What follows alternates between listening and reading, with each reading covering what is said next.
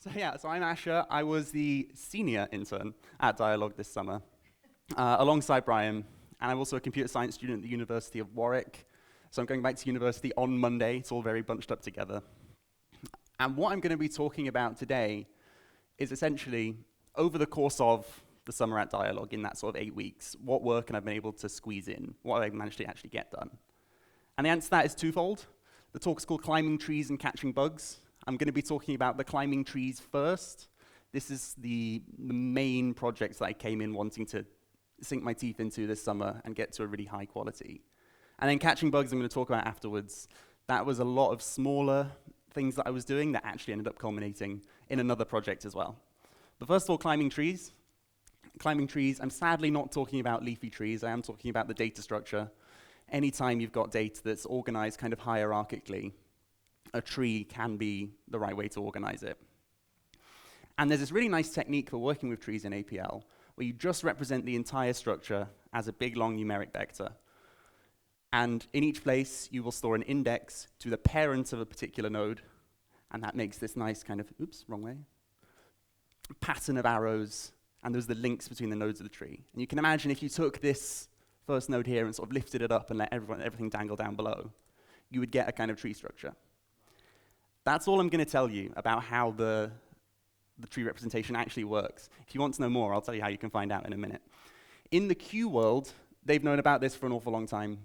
This is an article written by Stephen Apter back in 2016-ish, which was talking about how to use this tree representation in Q. And in this case, they're actually integrating it into tables, because obviously tables are a really core feature of Q. And it's also spread into the J world. So there's tons of resources about how to work with trees this way. In J, it's a bit more of a circulated idea over in J. And in APL, of course, we've had co-defans. We've had Aaron and more recently Brandon working on this really impressive application that uses trees all the way through. So you know they're not just a toy representation. You can make real impressive things with this. But of course, if you're an APLer and you want to get to learn this stuff, you've got two options, really. One option is to know J or know Q and then read these things. But if you don't know that, your second option is to go read Aaron's thesis. And Aaron's thesis is great, but you can believe me, I've read it. It's very, very readable. No. Honestly, it is. But not everyone wants to plunge into reading a whole academic paper. And even if they do, they might not necessarily be interested in compilers. So I saw that there was kind of a gap in the resources there to aid in that learning curve to be working with trees in a more advanced way. So I went and solved it. I've written a tutorial. Now I'm not going to spend my whole time on the website because I don't want to learn any lessons the hard way. But here it is. It's completely online. You don't need to download anything. There's all sorts of pages. I think it looks quite good. But yeah, I'm not going to use the web version. Let me come back in here. So it starts out with an introduction, as you might expect. And in the introduction, it builds up what a tree is and why you should care about it completely from scratch. Because I'm a computer scientist. We use trees all the time. They're sort of a computer scientist bread and butter. But not everybody has that background. So I wanted to use the start of it to bring everyone who might be reading this thing up to the same level and then move on to more stuff. So then it goes on to talking about different ways of representing trees, because we eventually settle on that parent vector representation, right? The one long numeric vector. But there are other ways as well. So this page talks about what are the other ways, why do we settle on the one that we do. You see, it's quite nice. There's APL code, the output of the APL code, prose and illustrations all interleaved into one thing. So once we're settled on, okay, numeric vector, this is what we're using to represent our trees, then goes on to talk about all sorts of different transformations that you can use to work with trees. And the rest of the pages on here, all the way until the end, are talking about that in a kind of domain agnostic sense. So it's just saying, here's how you do stuff with an arbitrary tree. So it's techniques that you can apply to whatever domain you might want to apply them to. And I've also got these nice animations in here. I'm quite proud of these. I'm going to talk a bit more about them later. So as I say, tons more pages on domain agnostic stuff, and then towards the end, there's a page that's a kind of a capstone to the whole thing, saying, here's how we can do some real work. And it takes the output of quad JSON to actually create a tree. Because quad JSON's got the two different outputs. There's the default one, which is as the nested namespace. But you can also tell it to output everything as a big old matrix.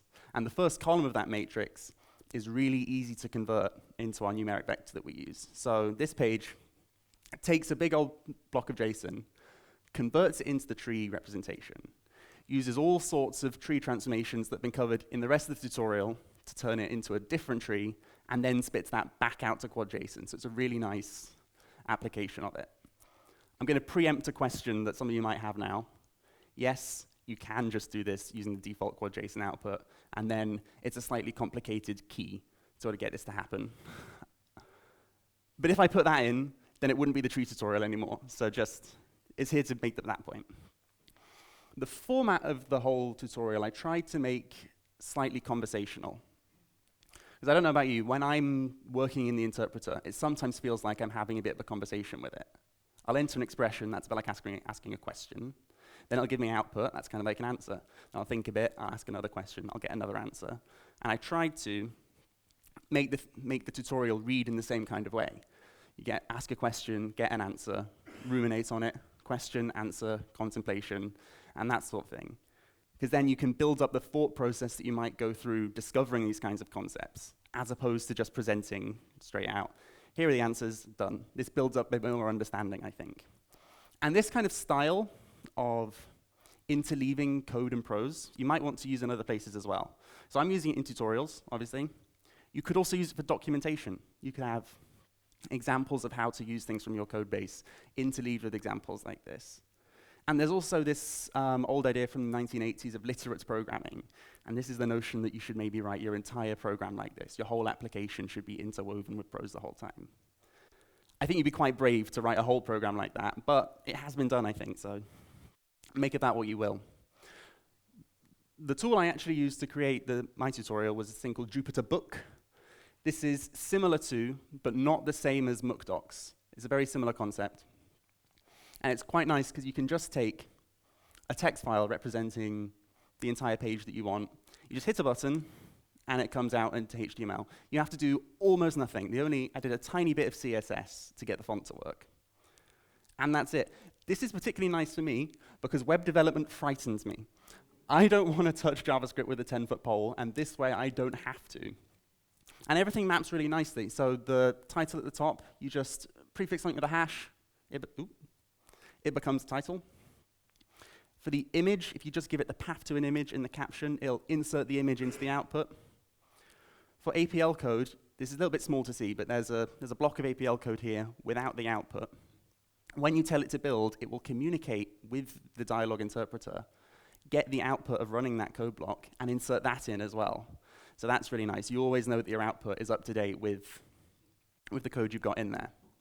And there's also these verbatim blocks that you can have text-based illustrations that carry over very nicely in there as well. So if you want to get this to work, you're going to want a copy of the Dyalog Jupyter kernel if you're doing something like this yourself. This is what allows Jupyter Book to communicate with the interpreter so that it can pull out the output from any code blocks you have and stick that in. So it is necessary. I used a slightly modified version of it for making my tutorial, but the public version is just as capable.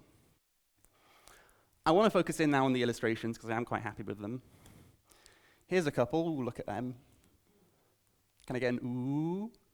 Ooh. OK, that's not bad. Here's a couple more. Ah, there we go. Thank you, thank you. So I made these with a tool called manim. This is just a Python library that lets you describe your animations as code, which is quite nice because when you're trying to describe an algorithm, you want everything to be very precise. You don't want to be animating that by hand. And this way, you can just write some code that describes it, hit go, and it will generate the animation for you. This is the exact animation produced by this code. And you see, I've had to paste in my APL arrays in order to get this to work. It would be nice if there was an APL solution to this, because it was a bit frustrating to paste in my APL arrays and then rewrite my APL algorithms in Python in order to get the animation to come up. So one day, maybe I'll sit down for 3 months of a lot of coffee and get an APL version of this going, but for now, that's what we've got. And I also, in a lot of places, have just these text-based illustrations.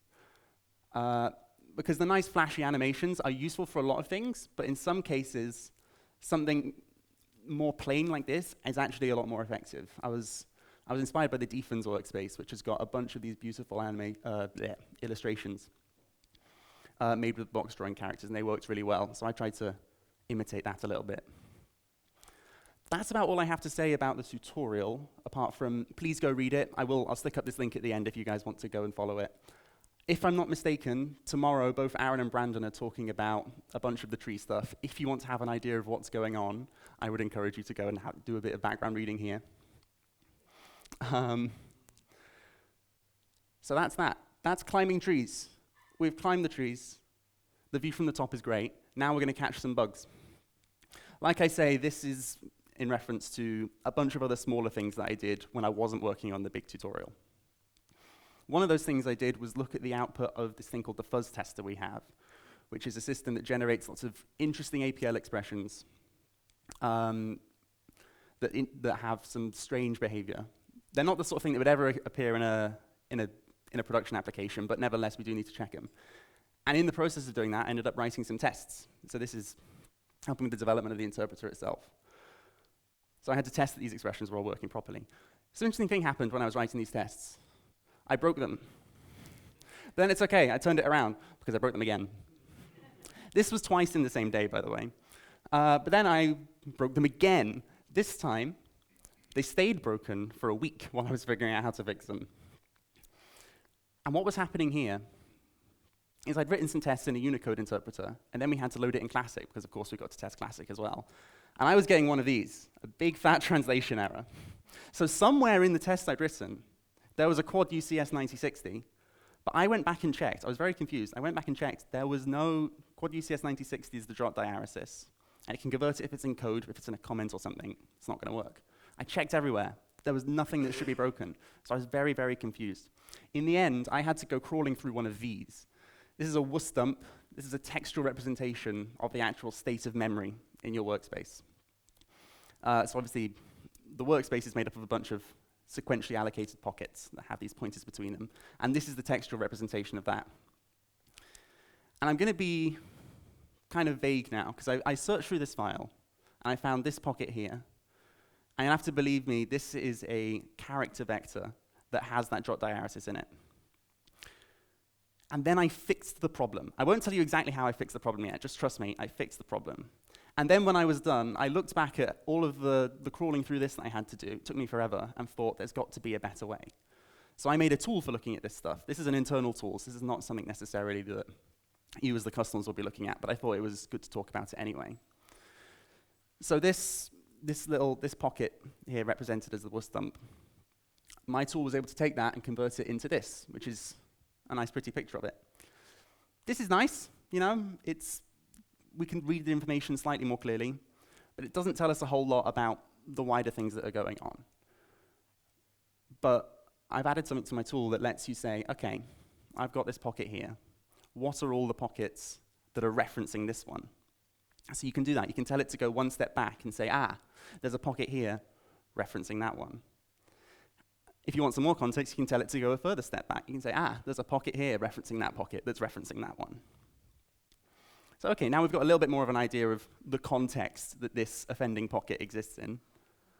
But there's more structure here. It's quite small, as you might not be able to see, but there's a couple of these fields where it says hidden on it, and that's because there's some more structure that it hasn't drawn, just for the sake of brevity. If I tell it to draw that structure, it's going to give us a much bigger kind of tree of what's going on.